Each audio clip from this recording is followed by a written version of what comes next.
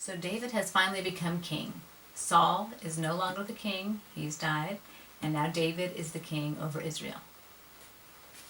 Jonathan, David's best friend, had a child. He was 5 years old. His name was Mephiboseth. And when he was 5 years old, that's when his father died. Well, his nurse picked him up, went running out of the house with him, thinking that they were in danger from this new king. And she tripped and she fell and she crippled this little boy. We'll get back to that story in a little bit. But for right now, finally David becomes king.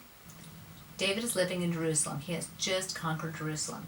And he decides to go ahead and bring the ark up to where he is. So as they're bringing the ark up, David puts on, it says, like a linen outfit, something very skimpy, like we would put shorts on. He puts on these linen shorts and goes out and he dances before the Lord as they're bringing the ark in. It says he took 6 steps. The ark took 6 steps heading toward there, and he had him stop and sacrifice. And so there's a lot of things he was doing as the ark was entering into Jerusalem. And one of the things he did is he just danced with wild abandon before the Lord.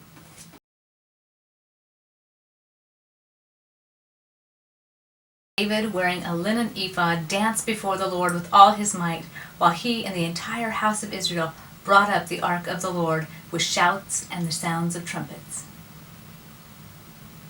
As the ark of the Lord was entering the city of David, Michal, the daughter of Saul, watched from a window. And when she saw King David leaping and dancing before the Lord, she despised him in her heart. Well, he comes in and she says, "Oh, that was so disgusting. You're a king and you just danced in that ridiculous outfit in front of slave girls and everything." And David turns to her. He says, "You know what? Everything I have is from the Lord.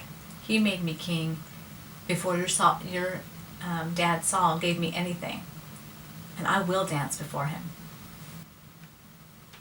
I will become even more undignified than this, and I will be humiliated in my own eyes.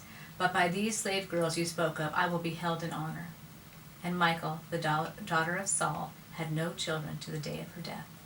Well, then David looks around and he says, "Is there no one from my best friend Jonathan's household that I can bless?"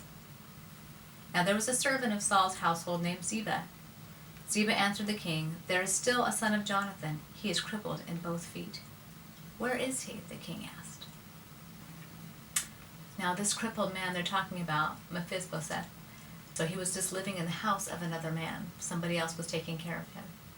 And David says, "Come up here, I want to see you." So he comes to David, and this man who's crippled in the legs gets down on his hands and knees and bows down to King David.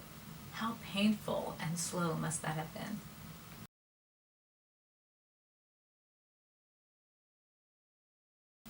And David says, "Mephiboseth, you have nothing to be afraid of with me.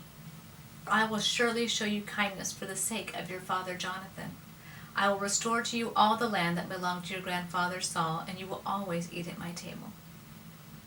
Mephiboseth bowed down and said, "What is your servant that you should notice a dead dog like me?"